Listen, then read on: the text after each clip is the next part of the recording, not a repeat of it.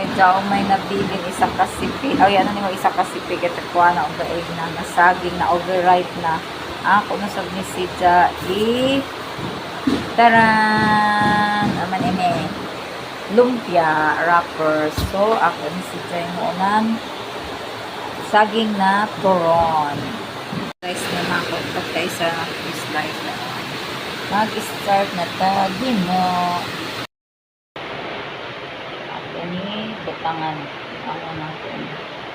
Naungan kayo na igusi.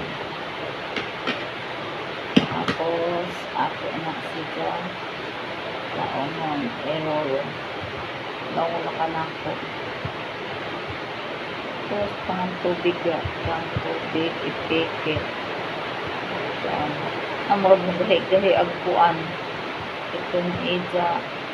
Lumpia wrapper. Butang sarit. Nakalimutan. Tapos, ini. Laong na siya. Kinamot ka na ako. Kay kamera mo sa mga isnak. At least, dili madaot an puan. Dili madaot an saging. Makaon. Dili malabo. Si hanggang siya.